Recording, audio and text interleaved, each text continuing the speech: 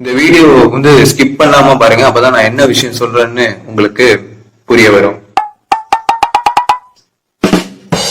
அனைவருக்கும் வணக்கம். நான் உங்கள் அருண் மனோஜ்குமார். இன்னைக்கு நம்ம பேச போற கண்டென்ட் என்னன்னு பாத்தீங்க அப்படின்னா, இசைஞானி இளையராஜா அவர்கள், அப்புறம் பாத்தீங்கன்னா நடிகர் சிவகுமார் அவர்கள் ஒரு இன்டர்வியூ மாதிரி ஒரு ஃபங்க்ஷன்ல ஏதோ கலந்துக்கிட்டாங்க. அதுல நிறைய இன்டர்வியூ கொஸ்டின்ஸ் கேட்டிருந்தாங்க.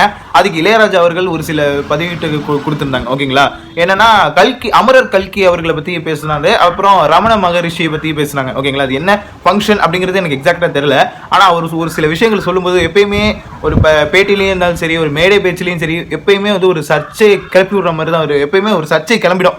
அவர் ஏதாவது ஒரு விஷயத்த சொல்லனாருன்னா அதுல ஏதாவது ஒரு சர்ச்சைக்குரிய விஷயம் தென்படும்.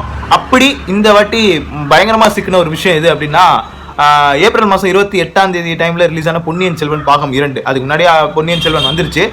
பொன்னியின் செல்வன் பாகம் 1 ஏற்கனவே 40 வருஷமா, அதாவது மக்கள் திலகம் எம்ஜிஆர் அவர்களே கைவிட்ட ஒரு திரைக்கதை தான் பார்த்தீங்கன்னா பொன்னியின் செல்வனுடைய நாவலுடைய கதை.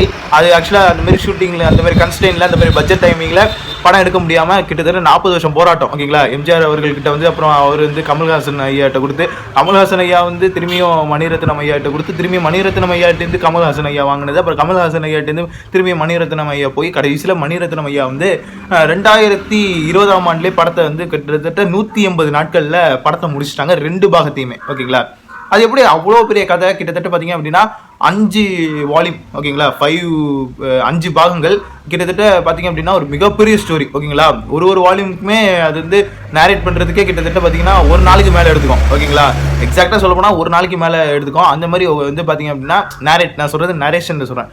அந்த புக்கை ஒரு வால்யூம் படித்து முடிக்கிறதுக்கே கிட்டத்தட்ட ஒரு 1.5 மாதம் ஆகும். அந்த மாதிரி இதுன்னு வச்சுக்கோங்களேன். அது மாதிரி 5 வால்யூம். ஓகேங்களா, அந்த புத்தகத்தை எப்படி திரைக்கதையை எடுக்க போகிறாங்க அப்படிங்கிற கியூரியஸ் அப்பேலேருந்தே எங்கள் அப்பா ஜென்ரேஷன்லேருந்தே அது கியூரியஸாக வெயிட் பண்ணிட்டு இருந்தாங்க. ஆனால் ஃபைனலி நம்ம மணிரத்னம் அவர்கள் ஓரளவுக்கு ஒரு சினிமா தன்மையோட அந்த படத்தை எடுத்தாங்கன்னு நிறைய கலவையான விமர்சனங்கள்லாம் வந்துச்சு. பாகம் 1 விட பாகம் 2 அந்த அளவுக்கு பெருசாக யார் மனசுலையும் தாக்கத்தை ஏற்படுத்தலை. சரி, இதெல்லாம் விடுங்க. இளையராஜா அவர்கள் பொன்னியின் செல்வன் பற்றி என்ன சொன்னார்? கல்கி அவர்களை பற்றி பேசிட்டு இருந்தப்ப பொன்னியின் செல்வனுடைய அந்த கதையை பற்றி அவர் பேசினார். அவருடைய இளம் வயதிலேயே, அதாவது அவர் கம்போசிஷன் மியூசிக் டைரக்டராக இருந்த காலகட்டத்தில், அந்த ஒரு காலகட்டத்தில் அவர் ஆக்சுவலாக 33வது வயசுல தான் இசையமைப்பாளராக வந்தார். அதோட அப்படியே 45 வருஷம் பார்த்தீங்க அப்படின்னா இசை அமைப்பாளராகவே அவர் இருக்கிறார். ஓகேங்களா, கிட்டத்தட்ட அவரோட வயசுக்கு இப்போதைக்கு ஒரு 80 வயசு இருக்குன்னு நினைக்கிறோம். 75 தாண்டி 80 கிட்ட வந்துட்டாரு. அப்படி ஒரு மனுஷன். பொன்னியின் செல்வன் இளம் வயதில் நாங்களாம் படிக்கும் பொழுது அந்த கதை எங்களை அப்படியே நம்ம ஒரு லோகத்துக்கு அழைச்சிட்டு போயிடும், ஒரு கற்பனை உலகத்துக்குள்ள அழைச்சிட்டு போயிடும். அந்த கதைக்கு மணியன் அப்படிங்கிற ஒரு டிராயிங் ஆர்டிஸ்டோட அந்த பிக்சரைசேஷன் தான் எங்களுக்கு இமேஜினேஷனாகவே வரும். வந்தியத்தேவன்னா இவர் தான், குந்தவைனா இதுதான். வந்தியத்தேவனுக்கும் குந்தவைக்கும் உள்ள காதல் காட்சியிலேருந்து எல்லா விஷயமும் ரொம்ப ரசனையோடு இருக்கும். ஈவன் என்னுடைய கம்போசிஷன்ஸ்க்குலாம் பார்த்தீங்க அப்படின்னா அதோடைய இன்ஸ்பிரேஷனே பார்த்தீங்க அப்படின்னா பொன்னியின் செல்வனுடைய நாவல் தான். அதுலேருந்து உருவான கற்பனைகள் தான் பல இடங்களில் எனக்கு டியூன் போடுறதுக்கு ரொம்ப ஹெல்ப்ஃபுல்லாக இருந்துச்சு அப்படிங்கிறத பற்றி பேசினாங்க. சரி, அதோடய விட்டுருந்துருக்கலாம். ஆனால் இப்போ அந்த பொன்னியின் செல்வன் திரைப்படத்தை நான் பார்க்கும்பொழுது, நான் படித்த பொன்னியின் செல்வனுடைய அந்த நாவலுடைய எசன்ஸ் அந்த படத்தில் இல்லை அப்படிங்கிறத பேசிட்டாரு. மணிரத்னம் அவர்களுக்கும் இளையராஜா அவர்களுக்கும் உள்ள அந்த ஒரு கிளாஷ், ஒரு கருத்து வேறுபாடு, அப்புறம் கருத்து மோதல்னு வச்சுக்கலாமே, ரெண்டுமே ஒரு முரண்பாடான ஒரு விஷயம். கிட்டத்தட்ட கடைசியாக தளபதி திரைப்படத்துக்கு அப்புறம் அவங்க இணையவே இல்லை, அதான் உண்மை. ரோஜா படத்துக்கு அப்புறம் பார்த்தீங்க, ரோஜா படத்துக்கு ஆக்சுவலாக அவர் மியூசிக் டைரக்ஷன் பண்ணியிருக்க வேண்டியது இளையராஜா அவர்கள். ஆனால் ஒரு சில கருத்து வேறுபாடுனால ஏஆர் ரகுமான் அவர்களை அறிமுகம் பண்ணாங்க மணிரத்னம் அவர்கள்.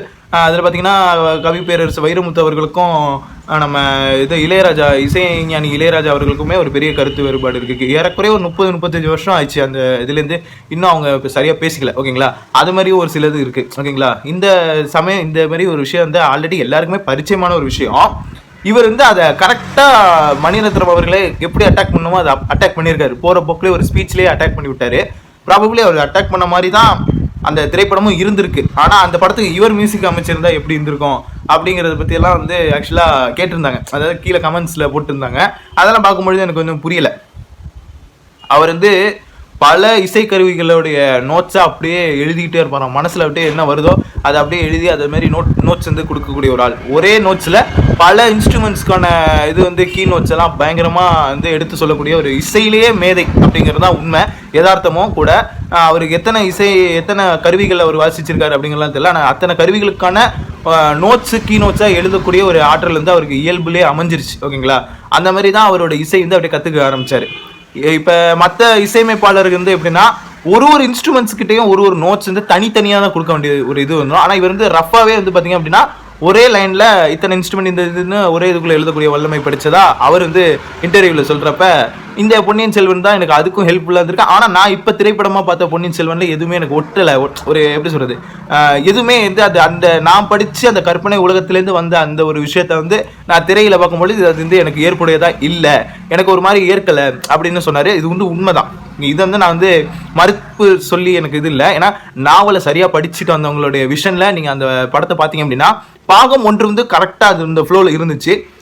ஆனால் பாகம் 2 வந்து யாரோட மனசுலேயும் பெருசாக ஒரு தாக்கத்தை ஏற்படுத்தலை. குறிப்பாக ஆதித்ய கரிகாலன் அவர்களுடைய இறப்பு அந்த ஒரு இறக்குற மாதிரியான ஒரு சீனில் கிட்டத்தட்ட ராவணன் படத்தில் உள்ள கிளைமேக்ஸ் எடுத்து வச்ச மாதிரி ஒரு சீனை வந்து எடுத்து பண்ணியிருப்பாங்க. அது அந்த இதுக்கு எசன்ஸ் அந்த பொன்னியின் செல்வனுங்கிற நாவலுக்கு ஒரு ஜஸ்டிஃபிகேஷன் கொடுத்த மாதிரி எனக்கு தெரியல. ஓகேங்களா, அந்த மாதிரி நிறைய விஷயங்கள் வந்து அவர் வந்து சொன்னார். ஓகேங்களா, அதுக்கப்புறம் அதை அப்படியே ஸ்கிப் பண்ணிட்டு அப்புறம் ரமண ரிஷி அவர்களை பற்றி பேசினாங்க. விடுதலை பாகம் 2 திரைப்படத்துடைய இது வந்துச்சு, அவர் இது ஃபைனல் அவுட்புட் வந்திருக்கு போல, அதுக்கு ரெக்கார்டிங் கொடுக்கணும்ல RR, அதுக்காக வெற்றிமாறன் அவர்கள் வந்தாராம். அப்புறம் வந்து பார்த்தீங்க அப்படின்னா இல்லை எனக்கு வந்து இப்போ இந்த இடத்துல ஒரு அப்பாயின்மெண்ட் இருக்குது, நீங்கள் வந்து அவரை அப்படியே ஹோல்டு பண்ணிவிட்டு ரமண ரிஷி அவர்கள் சம்மந்தமாக ஒரு விஷயத்தை மெனக்கெட்டு இருந்தாப்புல, அதெல்லாம் வந்து அவர் இன்டர்வியூவில் சொன்னார். அதுக்கப்புறம் அது என்ன அப்படிங்கிறதுலாம் வந்து அப்படியே கட் ஆயிடுச்சு. வீடியோ வந்து அதுக்கப்புறம் அவங்க வெளியிடலை. எனக்கு ஒரு பர்சனலாக இந்த வீடியோவில் நான் பார்த்த ஒரு விஷயம் என்ன அப்படின்னா, பொன்னியின் செல்வன் திரைப்படத்தில் இருக்கிற விஷயத்தை பற்றி இந்த மனுஷன் பேசினப்பயே இவர் வந்து கரெக்டாக ஒரு விஷயத்த நெத்தி பொட்டில் அடித்த மாதிரி அப்படியே கரெக்டாக பேசினார். ஒரு மனுஷனுக்கு கருத்து வேறுபாடுங்கிறது இருக்கிறது இயல்பு தான். அது வந்து எந்த இடத்துல எந்த மாதிரி ஒரு தருணத்தில் அதை பதிப்பிடணும் அப்படிங்கிறது ஒரு புரிதல் வந்து இப்போ இளையராஜா அவர்களுக்கு வந்திருக்கு அப்படிங்கிறது தான் ரொம்ப இதில் ஆச்சரியப்படக்கூடிய விஷயமா நான் பார்த்தேன். ஏன்னா எப்பயுமே அவர் ஒரு விஷயத்த ஒரு கன்வே பண்ணுற முன்னாடி அவரோட வார்த்தை உபயோகங்களும் அந்த சபை நாகரிகம்லாம் வந்து சரியாக கடைபிடிக்காமல் அவர் பேசிடுவார். அதுக்கப்புறம் அதுக்கு வந்து அவர் வந்து அதுக்கு அவர் மன்னிப்புலாம் இது வரைக்கும் கேட்ட மாதிரி நான் பார்த்ததில்லை. ஆனால் இந்த இன்டர்வியூ இந்த ஒரு பர்டிகுலரான நடந்த ஈவெண்ட்டில் பார்த்தீங்க அப்படின்னா அவர் ரொம்ப அமைதியான முறையில் வார்த்தைகளில் ரொம்ப கவனம் செலுத்தி அவர் வந்து இந்த விஷயத்த பதிப்பிட்டப்ப உண்மையாகவே நல்ல மனுஷன் இப்போ தான் கொஞ்சம் மெச்சூரிட்டியாக பிஹேவ் பண்ணுறாரு அப்படிங்கிற ஒரு ஃபீல் வந்து இப்போ எனக்கு வந்திருக்கு. மேபி அதை வந்து அவர் இந்த இப்போ நிறைய படங்கள் அவர் சைன் பண்ணியிருக்காரு. நிறைய படங்களுக்கான நிறைய இசை கச்சேரிகள்லாம் வந்து இந்த 2024க்கு கண்டிப்பாக பிளான் பண்ணி வச்சுருப்பாப்புல.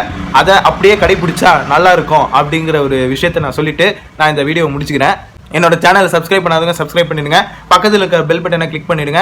அண்ட் என்னுடைய சோஷியல் மீடியா ஐடிஸ் வந்து என்னுடைய சேனலுடைய அபோட்டில் வந்து பார்த்தீங்க அப்படின்னா இருக்கும். அண்ட் ஆஸ் வெல் அஸ் நம்ம டிஸ்கிரிப்ஷன்லையும் இருக்கும். இது மாதிரி இன்ட்ரெஸ்டிங்கான சினிமா கண்டென்ட்டோட நான் மீண்டும் அடுத்த ஒரு வீடியோவில் சந்திக்கிறேன். நன்றி, வணக்கம்.